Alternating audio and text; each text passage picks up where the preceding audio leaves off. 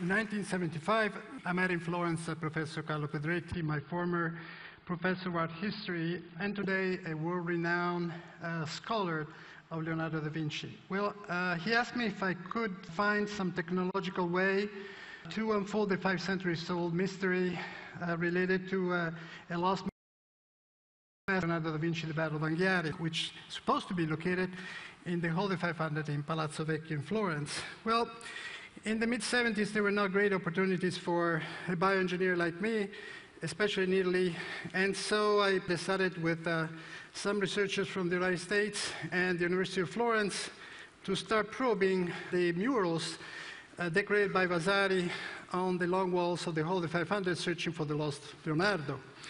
Unfortunately, at that time, we did not know that that was not exactly where we should be looking, because we had to go much deeper in, and so the research came to a halt, and it was only taken up in 2000 thanks to the interest and enthusiasm of the Guinness family. Well, this time we focus on trying to reconstruct the way the Holy 500 was before the remodeling, and the so-called Sala Grande, which was built in 1494, and to find out the original doors, windows, and in order to do that, we first created a 3D model, and then with thermography, we went on to discover hidden windows. These are the original windows of the hall of the Sala Grande.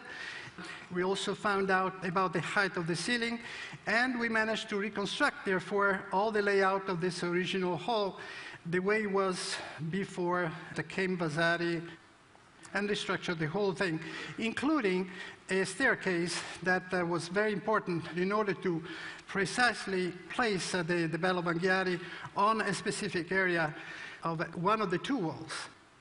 Well, we also learned that Vasari, who was commissioned to remodel the Holy 500 between 1560 and 1574, by the Grand Duke Cosimo I of the Medici family, we have at least 2 instances when he saved masterpieces, specifically by placing a brick wall in front of it and leaving a small air gap.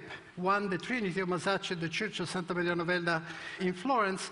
So we just said, well, maybe Vasari has done something like that in the case of this great work of art by Leonardo, since he was a great admirer of Leonardo da Vinci. And so we built some very sophisticated radar antennas just for probing both walls and searching for an air gap.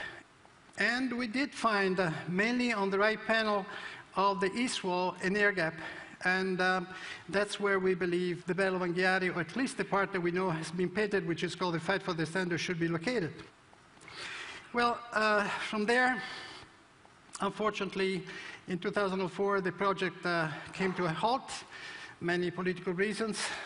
So I decided to go back to my alma mater, and at the University of California, San Diego, and I proposed to open up a research center for engineering sciences for cultural heritage.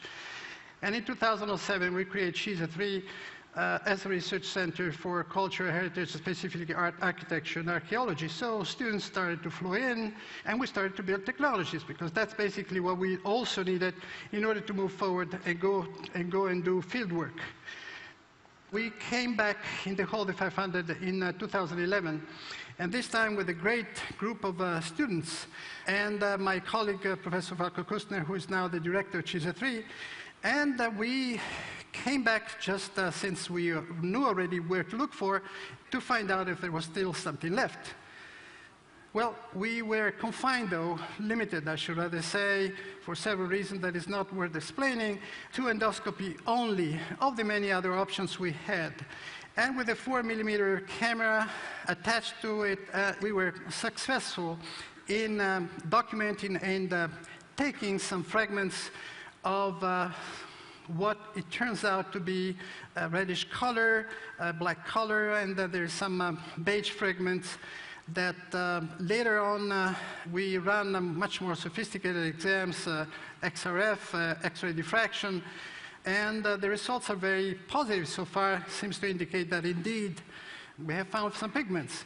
And since we know for sure that no other artist has painted on that wall before Vasari came in, about 60 years later, well, those pigments are definitely related to mural painting and most likely to Leonardo. Well, We are searching for the highest and highly praised work of art ever achieved by mankind. As a matter of fact, this is by far the most important commission that Leonardo has ever had. And for doing this great masterpiece, he was named the #1 artist in Florence at that time. I had also had the privilege since the last 37 years to work on several masterpieces, as you can see behind me. But basically to do what? Well, to assess, for example, state of conservation. See here a face of the Madonna of the chair that when just shining UV light on it, you suddenly see another different lady, aged lady, I should rather say. There is a lot of varnish still sitting there, several retouches, and some over cleaning. It becomes very visible. But also, technology has helped to write new pages of art history, or at least to update pages of art histories. For example, The Lady with the Unicorn, another painting by Raphael. Well, you see the unicorn, a lot has been said and written about the unicorn, but if you take an X-ray of the unicorn, it becomes a puppy dog.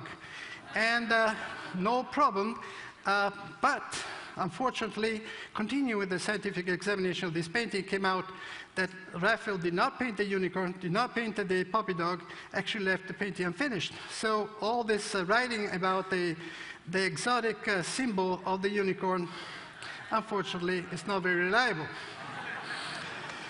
Well, also authenticity. Just think for a moment, if science really could move in the field of authenticity of works of art, there would be a cultural revolution, to say the least, but also, I would say, a market revolution, let me add. Take this example, Otto Marcel's nice painting, which is still life at the Pitti Gallery, and just have an infrared camera peering through, and luckily for art historians, it just was confirmed that there is a signature. Otto Marcel's even says when it was made and also the location. So that was a good result. Sometimes it's not that good. And so, again, authenticity and science could go together and change the way not attributions being made, but at least lay the ground for a more objective, or I should rather say, less subjective attribution as it is done today. But I would say the discovery that really caught my imagination, my admiration, is the incredibly vivid drawing under this layer, brown layer, of the Adoration of the Magi. Here you see a handmade setting, XYZ scanner with an infrared camera put on it, and just peering through this brown layer of this masterpiece to reveal what could have been underneath. Well, this happens to be the most important painting we have in Italy by Leonardo da Vinci, and look at the wonderful images of faces that nobody has seen for 5 centuries.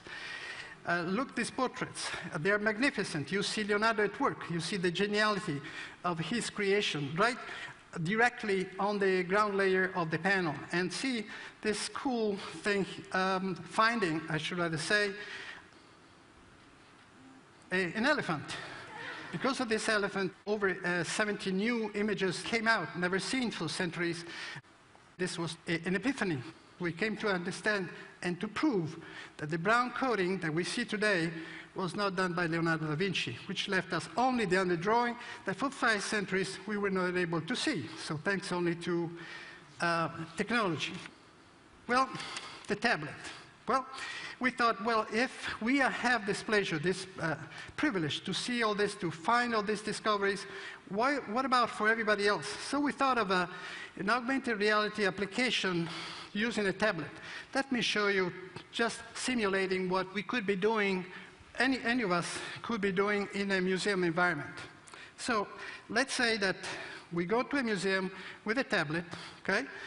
And we just aim the camera of the tablet to the painting that we're interested to see, like this, okay?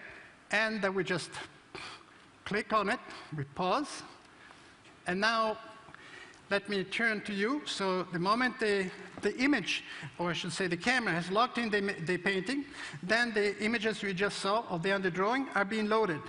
And so, see, we can, as we said, we have zoom in, then we can scroll, okay? Let's go and find the elephant. So all we need is one finger. We just wipe off. And we see the elephant.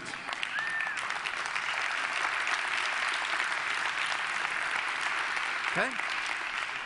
And then if we want, we can continue the scroll. And to find out, for example, on the staircase, the whole iconography is going to be changed. There are a lot of laymen reconstructing from the ruins of an old temple a new temple. And there are a lot of figures showing up, you see? This is not just a curiosity, because it changes not just the iconography as you see it, but the iconology, the meaning of the painting.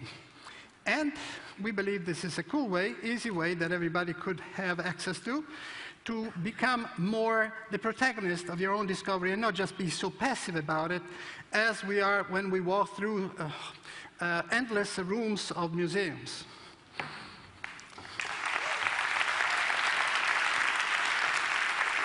Another concept is the digital clinical chart, which sounds very obvious if we were to talk about real patients, but when we talk about works of art, unfortunately, it's never been touched as an idea. Well, we believe again that this should be the beginning, the very first step to do real conservation, and allowing us to really explore and to understand everything related to the state of conservation, the technique, materials, and also if, when, and why we should restore and or rather to intervene on the environment surrounding the painting.